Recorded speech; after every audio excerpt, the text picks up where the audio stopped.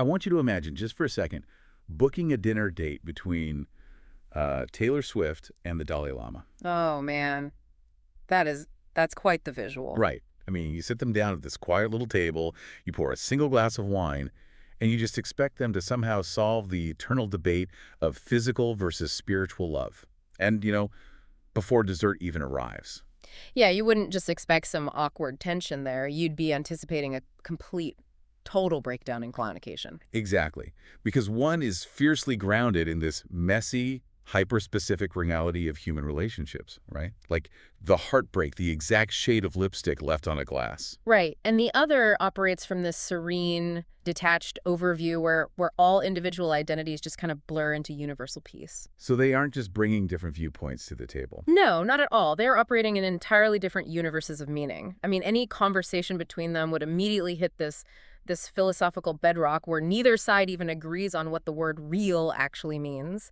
And that sheer, unadulterated absurdity is basically our mission for today's deep dive. We are exploring this massive 600-line, 40,000-word philosophical cage match that's disguised as poetry. Yeah, it's a truly fascinating book called the Sappho-Rumi Fragments. But we aren't just reading the book itself today. We are dissecting a stack of these incredibly sharp, surprisingly hilarious literary analyses of this book. Written by 3 distinct AI reviewers, right? Claude, Gemini, and Grok. Exactly. And the premise of the book itself is just incredibly ambitious. It really is. The author essentially traps these 2 historical heavyweights in this sort of purgatorial garden for 7 fragments, and they're forced to debate the very nature of love. Right. So on one side, you have the ancient Greek poet Sappho. The undisputed champion of physical, specific, flesh and blood love. On the other side. You've got the 13th century Sufi mystic Rumi, who is basically the ultimate champion of spiritual universal love, or, what he calls the beloved. It's just the ultimate collision of worldviews. But as the Gemini review points out, which I loved, they are essentially contractually obligated to argue for 17 centuries. Yeah, talk about a long date. Seriously. Yeah. But to really understand why these AI reviewers are both fascinated and, frankly, hilariously frustrated with this text, we need to dive into the actual mechanics of their arguments. We do. We need to look at how these 2 iconic poets are characterized in their respective corners and why their philosophies are just so stubbornly opposed. So let's start with Sappho. If we look at the Gemini and Grok reviews, they perfectly capture her stance as one of, quote, obsessive particularity. That's a great phrase for it. She doesn't just love, she roots herself entirely in the physical world. Like, for Sappho, reality is only what can be touched, seen, and tasted. Every single strand of hair, the specific curve of a water cup, the exact slant of sunlight on a Tuesday afternoon, she doesn't see that as a metaphor for something greater. Right, the physical detail is the center of the universe. Grok actually noted that she defends the specific physical form of woman like it's the last functioning democracy on Earth. That's such a Grok way of putting it. Right. She clings to the physical world with the structural integrity of a barnacle. Her entire philosophy is built on the premise that if you strip away the physical, you are left with absolutely nothing. There is no hidden spiritual layer underneath for her. The surface is the depth. Which brings us to Rumi in the opposite corner. Oh, Rumi, playing what the reviewers call everything is God bingo. Yes. So Sappho says, I want her specific thighs in this exact lighting. And Rumi's immediate reflex is to just vaporize that very real, tangible love into a grand cosmic abstraction. Because in the Sufi mystical tradition that Rumi represents, the physical world is often viewed as a veil, or like a doorway to the divine. So whenever Sappho points to a specific object of her affection, Rumi tries to turn it into, I think God called it the beloved's mascara. Right. He constantly attempts to dissolve the specific into the universal. He basically turns every intimate human moment into a lecture on divine unity. Wait, but hold on. Doesn't Rumi's actual historical poetry rely heavily on physical metaphors? I mean, he writes about wine, red lips, dancing, and music all the time. He does, yeah. So how does he justify using incredibly physical imagery to argue against the importance of physical reality? Okay, so that is a brilliant tension to highlight, because in mystical poetry, those physical elements are heavily coded. The wine isn't actually alcohol. Oh, right. It's the intoxicating power of divine love. And the lips are the spoken words of God. Rumi uses the language of human longing to describe spiritual longing because, well, it's the only vocabulary we have. But the problem in this book's garden is that Sappho refuses to let him do that. Exactly. She refuses to let him use her physical reality as his spiritual metaphor. When she talks about wine, she means fermented grapes. When she talks about love, she means a specific heartbeat. I think the Gemini review provided just the absolute perfect analogy to explain how maddening this dynamic would be in practice. The broken radiator one? Yes, the broken radiator. So imagine Rumi as a modern partner. You come home from work, your apartment is absolutely freezing, and you say, "Hey, the radiator is broken." Right. And Rumi just looks at you, completely serene, and says, "Actually, your broken radiator is just a symbol for your internal lack of stillness. The cold is an invitation to find the eternal warmth of the beloved within." I mean, it's an absolute masterclass in emotional gaslighting. It really is. He completely bypasses the immediate tangible problem, which is that the room is freezing, by retreating into this untouchable spiritual realm. He probably calls it like compassionate guidance or something. Oh, definitely. But this fundamental disconnect sets up the core problem of the entire book. Right. If their approaches to the world are so completely different, a purely philosophical debate will just spin its wheels forever. Right, they could spend 40,000 words eloquently talking past one another without ever actually colliding. Because a purely theoretical debate is safe. Exactly. But the author realizes this, thankfully, and provides a catalyst to force a genuine collision.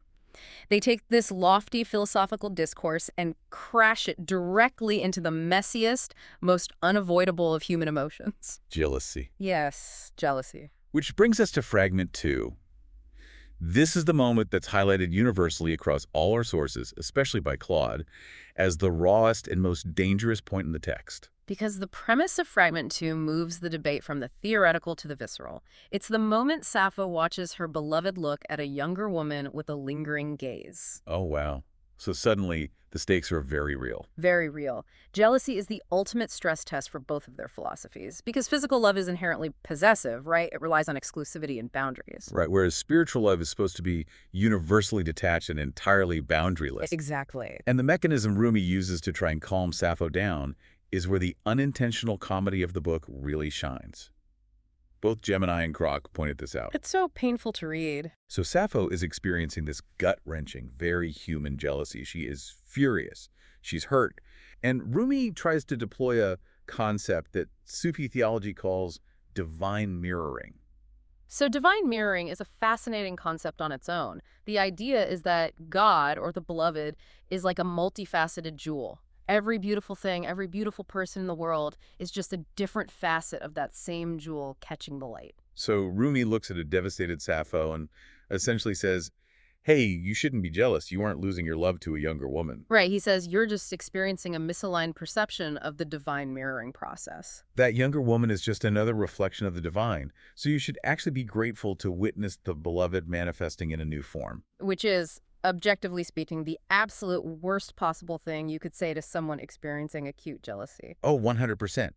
It invalidates her entirely specific pain by just drowning it in universal theology. And Sappho, naturally, does not politely disagree. No, she absolutely bodies him. I mean, she points out this massive glaring hypocrisy in his philosophy, and her counter-argument is so devastating because it's deeply personal. Right, she brings up Shams of Tabriz. Yes. Yeah. This is a crucial piece of historical context that the author weaves in, and the Claude Review really zeroes in on it. For the listener, who exactly was Shams? So Shams of Tabriz was Rumi's real-life spiritual mentor, and essentially his soulmate. Okay. When Shams disappeared, and he was likely murdered by Rumi's own jealous followers, actually, Rumi was inconsolable. He spent years wandering, weeping, and writing thousands of verses fueled entirely by grief over this one specific man. Wow. So Sappho looks at Rumi, who is currently lecturing her about how all people are just interchangeable reflections of the divine mirror. And she says, well, if that's true, why did you spend your life weeping over Shams? It's exactly. She's like, if the specific physical form doesn't matter, why didn't you just go look at a beautiful tree or a different friend and see the exact same divine reflection? Right. You cried because you missed him. You missed his specific voice, his specific face. It just completely exposes the ultimate crack in Rumi's philosophy. Sappho weaponizes his own grief to prove that he hasn't transcended earthly loss at all. Not even a little bit. He is just as tethered to the specific and the finite as she is. He just, dresses it up in better cosmic vocabulary. She proves that he is a man having a crisis about his lost best friend, while pretending to be a detached mystic. She wins the argument on points, hands down. But, as the reviews point out, this creates a massive architectural problem for the book. How so? Well, the author has set up a scenario where Sappho is effectively dismantling the worldview of one of the most revered mystics in history. The entire premise of their eternal stalemate is about to collapse because Rumi is losing. Ah, right. And that impending collapse introduces what all three AI reviewers consider the most frustrating element of the entire text. The third voice. The third voice. Grok describes this third voice as the most punchable character in literature. It really is. It's this omniscient narrator who steps in right when the tension peaks. It's like watching a high-stakes boxing match. And right as one fighter is about to land a knockout blow, the referee blows the whistle, stops the fight, and announces that violence is an illusion and everyone is a winner. That's a perfect way to put it. Or, as Gemini put it, it's the smug friend who shows up to a literal fight club with a thermos of herbal tea to declare that both sides are holy. Yes, the Swiss diplomat referee. Exactly. And the reason this matters, and why the analytical models reject it so harshly, comes down to intellectual honesty. The book generates this incredible momentum by letting Sappho and Rumi actually bleed on the page. They are making deeply vulnerable, dangerous arguments. But the author is too scared of the damage that collision might cause. The book refuses to let either of these beloved historical figures actually be wrong. Precisely. Whenever Sappho exposes Rumi's lingering attachments, or whenever Rumi successfully points out the sheer terror of Sappho's impermanent worldview, this Swiss diplomat of a narrator intervenes to force a philosophical draw. It's so frustrating. It really is. The narrator will offer some sweeping poetic synthesis, effectively handing out participation ribbons so that the reader and the author can remain comfortable. It neutralizes the threat of genuine philosophical defeat. It's the literary equivalent of saying there are good people on both sides. It's just a cop-out. Yeah. The text sets up a cage match, but refuses to let anyone lose. But because the narrator constantly intervenes to sanitize this jealousy debate, the narrative has to escalate, right? It does. It needs to throw something at them that the third voice cannot mediate or soften. Yeah. It has to throw the ultimate, final human experience at them. Yeah. Death. Mortality is the great equalizer. The final chapter, the dying scene, is where the philosophical rubber finally meets the road. And despite the critiques of the third voice, the sources universally agree that the prose in this section is genuinely exquisite. Oh, it's stunning. It paints a scene where Sappho is holding her dying beloved. She's counting the breaths, watching the physical form, which is the only reality she believes in, slowly shut down. And yet, she declares that despite the agonizing, crushing weight of this permanent loss, she would choose this specific grief all over again. Right. The finite nature of the love is what gave it its value. And Rumi is forced to stand there and witness this. He can't just abstract this moment away. He can't. As he watches Sappho embrace the raw agony of the finite, he realizes what he sacrificed by constantly dissolving the specific into the universal. The Grok review frames this with some pretty jarg humor, noting that Rumi quietly realizes he just got, quote, ratioed by mortality for 30 straight years. Ratioed by mortality. It's funny, but it's true. He spent decades looking past the specific people in front of him to stare at the infinite, and in doing so, he completely missed the profound, tragic beauty of earthly love. But I want to pull apart this beautifully written climax for a second, because the Claude review brings up a really sharp critique of how this scene is constructed. Right, the good lighting critique. Exactly. Yes, the prose is stunning, but the seams of the author's control are highly visible. The death scene has good lighting. It is a highly curated death. Literature often uses a beautiful death to avoid the truly terrifying, chaotic aspects of mortality. Think about what the book allows Sappho as her grand consolation here.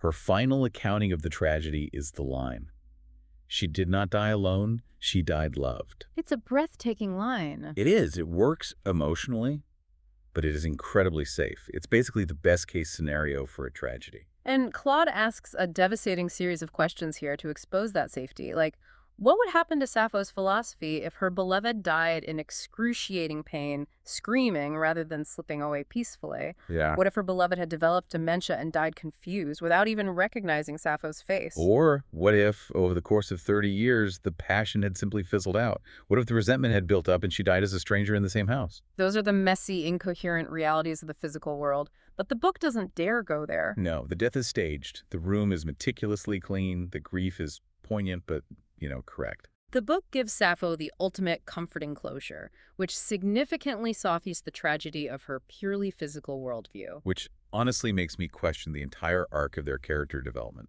I mean, the author promised us that this intense meeting in the garden would fundamentally change them. That did it. Right. If you strip away the poetic language and look closely at the mechanics of the plot, neither Sappho nor Rumi actually loses anything of substance. Sappho ends the book exactly where she started, entirely focused on the body, the particular, the finite. And Rumi ends up right where he started, too, focused on the spirit, the universal, the eternal. They don't undergo a transformation. They just become slightly wiser, more textured versions of their original selves. Yeah, Rumi gains an appreciation for human grief, and Sappho gains an appreciation for the vastness of the universe, but their core programming remains completely untouched. Which flies in the face of how real growth works. I mean, think about an actual collision of worldviews in your own life. When you truly encounter a perspective that shatters your understanding of the world, it costs you something. You have to abandon a piece of your ego. Exactly. Real collision leaves us wrong in ways we didn't expect to be wrong. The frustrating irony here is that we are drawn to a book titled Fragments, expecting something sharp and broken. But the text actually spends 40,000 words meticulously sanding down all the jagged edges. It sands them down because those jagged edges are terrifying. The book is, at its core, an inoculation against the fear of permanent loss. It wants to explore the terror of mortality without actually inflicting the trauma of it on the reader. Right. And yet, this brings us to the most surprising conclusion from our sources. Despite all the glaring flaws we've discussed, the mind-numbing repetition, the cowardly interventions of the third voice, the highly curated safety of the climax, all three AI reviewers reach a begrudging consensus. They admit that the book actually works. They do. Grok summarizes it as an exhausting, pretentious, spiritually horny, 17th century-long grudge match. Which is quite the review. But even Grok concedes that when you put the book down, you feel something undeniably profound. Because it taps into a foundational tension that every single person listening to this right now has to navigate daily. Yes. You don't need to be a 13th century Persian mystic or an ancient Greek poet to feel the gravitational pull of these two opposing forces. We are all constantly walking this impossible tightrope. On one side, we desperately want to hold on to the specific finite things we love. We want to freeze time. We want to keep our partners exactly as they are. We want to preserve our friendships. We want to bottle a perfect Tuesday afternoon. But on the other side of that tightrope, we know, logically, that we have to find some kind of peace with the universal truth of impermanence. We know that everything fades, all relationships end, all bodies dissolve, all Tuesday afternoons become distant memories. It's that constant aching feeling of wanting to grip the water tightly in your hands while knowing with absolute certainty that it's going to slip through your fingers anyway. The brilliance of the book isn't in its philosophical arguments. It's in its casting. Yeah, the author took two long-dead poets and weaponized their legacies to personify the two halves of the human brain trying to cope with mortality. It is simultaneously a love letter to particular fragile human bodies and a love letter to the inevitable dissolution of all things into the universe. And the AI reviewers recognize that achieving that dual resonance is incredibly difficult. They ultimately respect the text, even as they tear its structure apart, because the tension itself is the point. The tension is the only thing that's truly real in the garden. We started today by imagining that absurd dinner date between the hyperspecific reality of human relationships and the serene, detached overview of universal love. Right. The book tries desperately to resolve that clash. It uses the third voice narrator as a mediator to make the body and the spirit shake hands, to force them to agree that they are both holy and necessary. It tries to tie the universe up in a neat little bow. But it doesn't quite work, does it? No. And I want to leave you with a thought that builds on what the reviewers concluded, but pushes past the book's safe ending. What if the ultimate truth of human existence isn't found in a clean synthesis at all? We spend so much of our lives looking for that Swiss diplomat to step into our minds and comfort us. We want someone or something to tell us that our messy, jealous, fiercely specific earthly loves perfectly align with some grand spiritual peace. Yeah. But what if they just don't? What if the real wisdom isn't finding a clever way to make the physical and the spiritual agree? What if we are simply meant to live our entire lives as an unresolved, perfectly balanced, beautifully frustrating argument between our bodies and our souls?